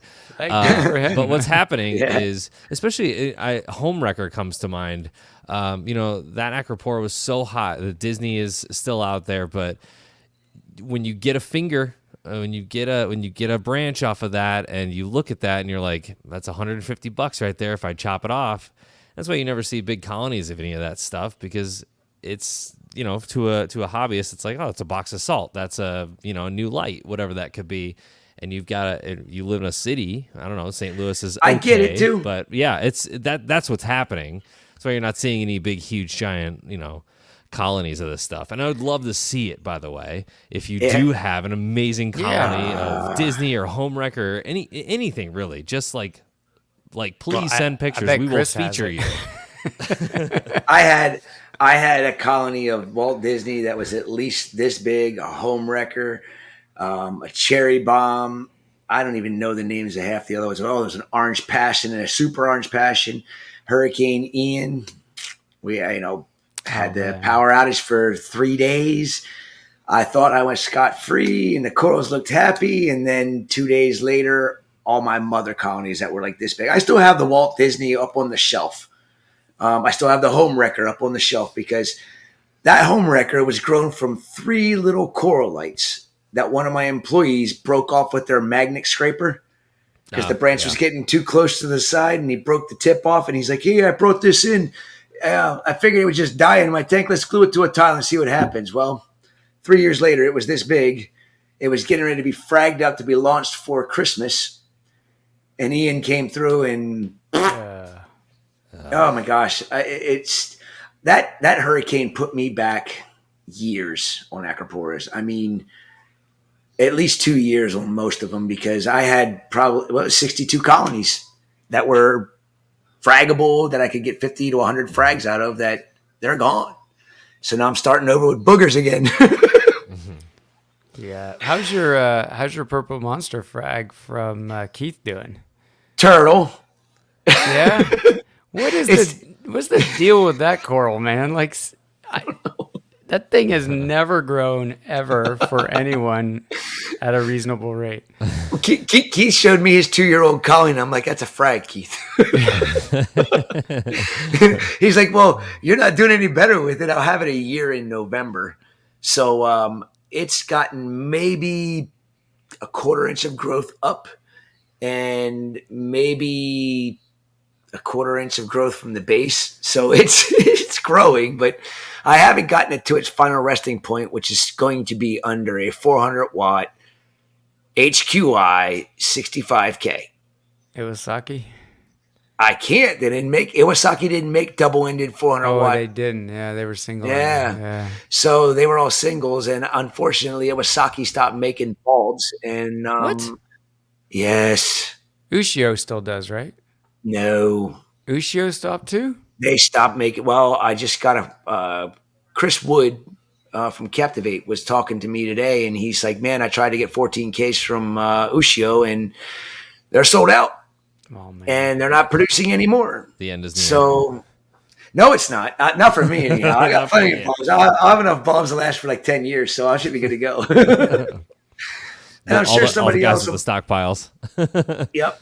I had it a long time ago, and it was slow then, but I was only using 20Ks on it. And, after finding and learning that it was collected in very shallow water, 65K it sounds to me like it's the bulb of choice for that particular coral to do well. And I agree. Keith used to grow it better when he overdrove his radiums with magnetic ballasts. So I got a whole bunch of magnetic ballasts on the way. Thank goodness Tulio still makes those, because he's got so many public aquariums that want the efficiency of the magnetic ballast to make sure that the ball burns properly.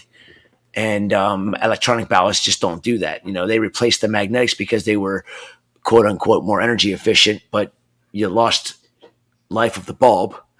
And I don't know, just green's not green always.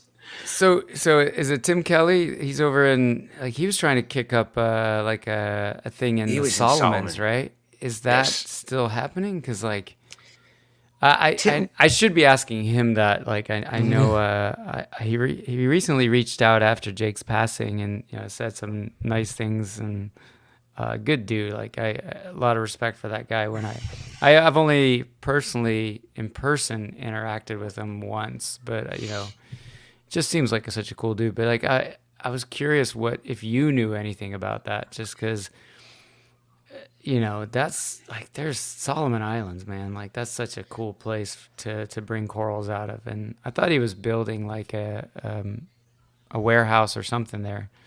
He called me. When did Tim call me? It might be March. Yeah, it was March. It was right after Reef Stock. I remember, because he was excited about it, and he's like, Jake always wanted to get you involved with the Solomons, and I was kind of had my hands tied. He's like, but now it's just me. But he's like, I need help, and I said, well, I don't know if you're going to be able to ship corals to me over here in the East Coast of the United States. For one, I know how your flights are from the Solomon to get them into LA, and it's a nightmare. And I know how you can get yours to me, but you have to trust me to use my broker in Australia to get them to me over here on the East Coast. And then we're still looking at least an extra day and a half compared to, what it would be to LA.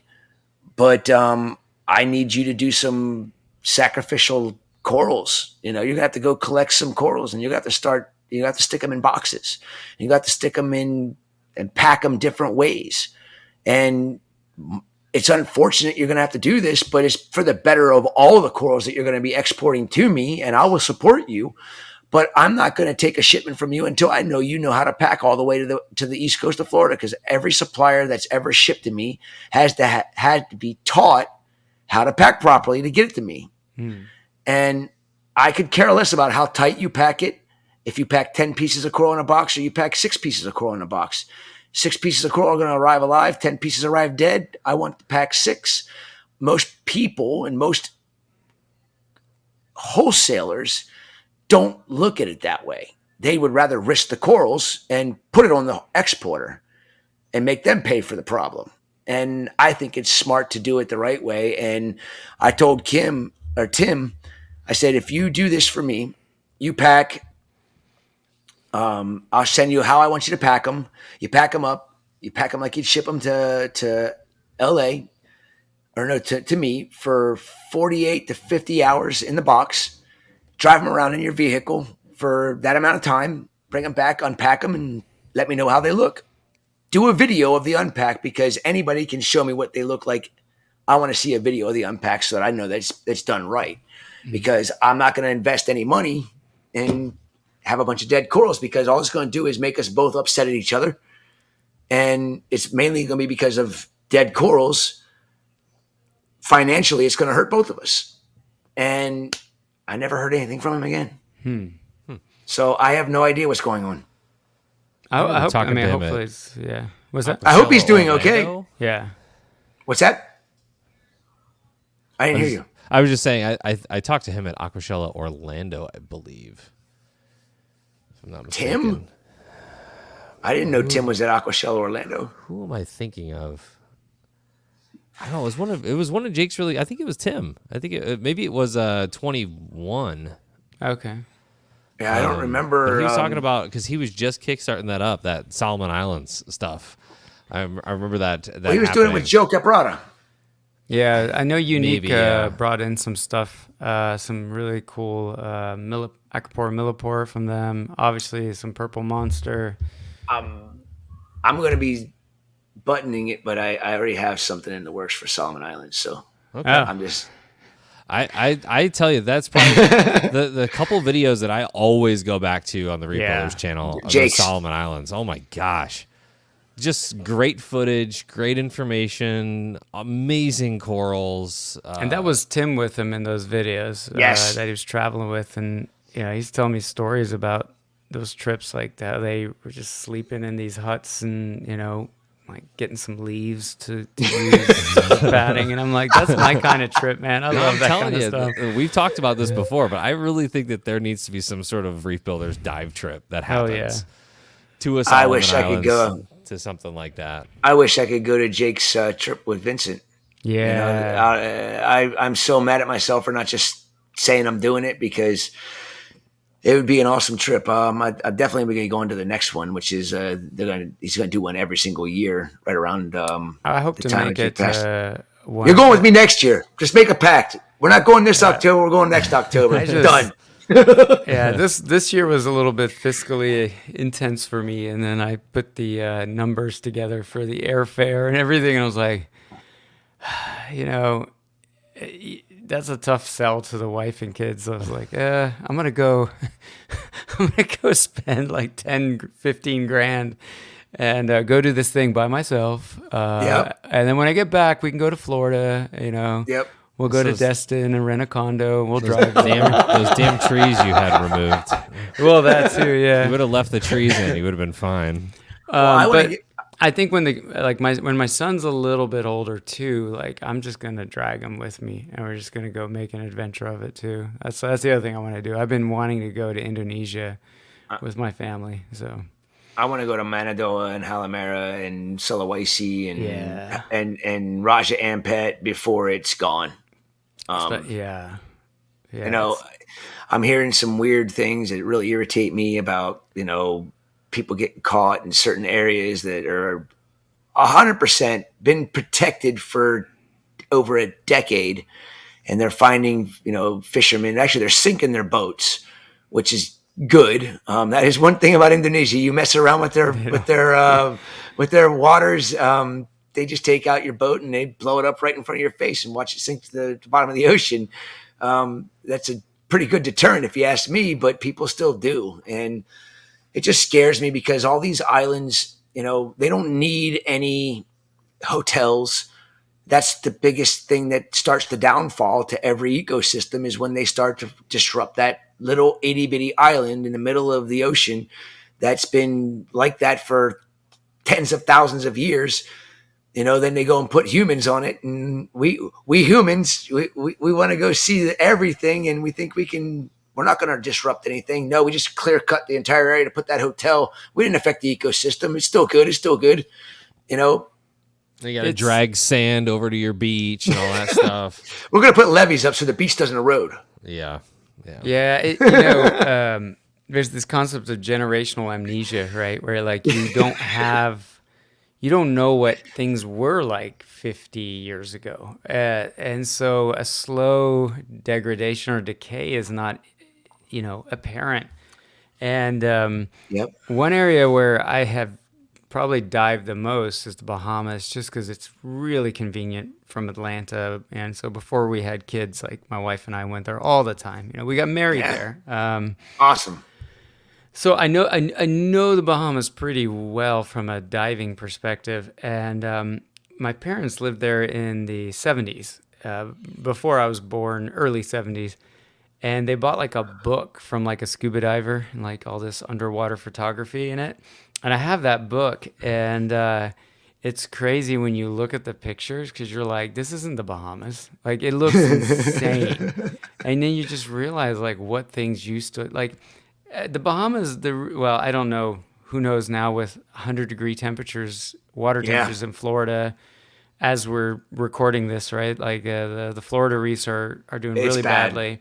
I can't even. Who knows what's going on in the Bahamas, right? But I'm just talking about 10 years ago what the Bahamas looked like, and it didn't compare to that book. Obviously, stating the obvious. You're talking about the elkhorn, acroporas, right? They were everywhere over there. Yeah, cervicornis. That one's kind of a weed, and the hurricanes would knock it down because it's just it's a staghorn coral, right? It's a branchy. It's like the brown slimer of the Caribbean. But yeah, it's just that general. Like somebody posted a picture once of like it was like 100 elephants like cruising in a black and white photo across a plane, and some kind of photograph, somebody in an airplane photographed it in the 50s, and like we're used to seeing like 3 elephants on a plane and going, oh, and it's like, well, yeah, but like there was a time when Used to be, the yeah. herds they were giant herds, and Yep. it's looking through that book always reminds me of that, and it makes you think about 50 years from now, someone going to Raja and diving and like they're like, oh, this is nice, and they're like, yeah, but Yeah. Yeah, yeah. so Like you said, That's everything that. is like these timestamps on life, and I yeah, guess that goes for the wild world as well as the hobby. yeah, it's a good And point. Yeah, I hope I'm wrong that they're still here, but if Indonesia doesn't change, as a country and the government doesn't crack down on the pollution that's going right out of Jakarta River, right into Jakarta Bay, right into the ocean. I mean, if you've ever flown into Jakarta, it's you don't want to look down when your plane's going down to land. You just don't want to do it because it's absolutely disgusting to see 15 to 20 miles out from Jakarta Bay. You can see the fine line of and crystal like turquoise blue waters. And then you can see the fishermen in their boats right there on the edge of that line of literal. I Wow. mean, it's that bad. The Jakarta Bay is so polluted. The water is brown. There's no fish living in it whatsoever. They have to go 20 miles out to get their fish. And when I'm talking to my suppliers that grew up there, just 20 years ago, they were getting corals right there, right yeah, off right outside the bay. And the population of Indonesia has gotten so big. I don't know how many people are living in Jakarta itself now, but it's disheartening to see. And anybody that lives here in this country that does not like what we have here should be, it should be a prior or mandatory for them to fly to Jakarta, Indonesia, and live there for 1 week, 2 weeks, and then come back and tell me how much you hate this country and what you have here in this country. It is a totally different world. It's disgusting, but fascinating all at the same time. I mean, what's disgusting about it is there's no sewer systems. It's literally dumped right into the canals on the street as you're driving down the road. You can see it coming out of the 4-inch pipes into the drains, right into the Jakarta River, Ugh. right out into the bay. Nothing to sanitize it, nothing to clean it up, nothing to help it. So we here in the US, we do a pretty doggone good job at trying to clean up human filth with especially the waste department there. But over there, they don't have anything. It is what it is. The creeks aren't crystal clear, they're brown. The river, even in Bogor, which is 15 miles outside of Jakarta, when I was there in 2010, my supplier, I was like, hey, let's go do some fishing down here at the river. He's like, you don't want to go to that river. He's like, you don't even want to put your foot in that river. It's full of literal human waste. There's no fish, but like dirt fish, there's catfish, there's no native fish living in these rivers anymore. It's completely wiped out and extinct, and that all flows right into the Jakarta River. It's disheartening I to have see. sorry. I have Go ahead. Jakarta at 10.56 million in 2020 with a metro population. 10.56 million. Metro population, so I'm assuming that includes And like out zero. 33.9 million people. Okay, and zero waste treatment. Zero waste treatment. It's crazy. So 39 million people go to the bathroom every day, and all of it goes right out into the ocean. And we aren't doing our job here in the U.S. according to people. I'm sorry, but we're the leaders in doing our best to be as clean as we can be, even though we should be doing better. Countries like that should be doing better, and they should be, reprimanded for something like that. I mean, come on, they're killing the largest source of oxygen on the planet, the coral reefs in Indonesia, the Coral Triangle. More oxygen comes from the Coral Triangle and all the coral reefs in the world than all the forests put together. Without those coral reefs, they talk about CO2 rising. Well, they keep killing it daily as that gets farther and farther away from Jakarta Bay. That line, there's more and more death, and it's not told. It's not talked about, and it's really sad to me because people that live in this country have no clue. If they've lived here their entire life and have never been anywhere else, they have no idea how good we really are. Yeah. And look at our reefs; they're dead. I mean, I'm not laughing at that. It's really upsetting to me. But we can preach all we want about needing to do better, but these other countries should be doing better before we try to do better than what we already have. I mean, by all means, let's fix problems. But those other countries should be fixing the problem so our reefs aren't in shambles even more than what they already are. Yeah. Well, we'll leave on a depressing note. Thank you for that, Chris. I'm just kidding. Come to Reef Stock Chattanooga. Are you ready? Okay. I'm going. I'll be there. Nice. I'm excited about that, actually. Chris, like I've said a million times, and we definitely need to get together for sure in person. But I feel like we could just talk for hours and hours and hours for sure about coral, and we will continue to have you on because let's do it. Let's do it, Chattanooga. We're hoping to have a podcast rig by then, so we can do everything. And then Daytona. Yeah, live we on got the a couple spot. times. Yeah, sounds good to me. You guys are just like these traveling Wilburys of reef keeping, man. Like you guys are everywhere. We gotta get Mark I'll be at Chattanooga for sure. Good. We gotta get you to Daytona too. It's like there's all these reef conferences, and it's like there's one like every weekend, and I'm like, what? Do these people have jobs? Like, what kind of a reef keeper are you, Mark? We're reefers. What do you expect? You guys are crazy. We don't want a regular job. We're a slave to the corals. Yeah. I do want to say real quick, we mentioned Reef Stock Chattanooga. Those tickets are available now. I feel like it's gonna be a ton of fun because it's an underserved area of the United States, and I'm really excited to meet a whole bunch of new hobbyists there, and I know you guys are too for sure. I'm gonna put some faces with some customers for once. It's gonna be really cool. Yeah. And definitely, if you're flying there from some far away, like I'd say, maybe plot a few days to go do non-reefing stuff because there's some fun stuff to do in that town. The aquarium.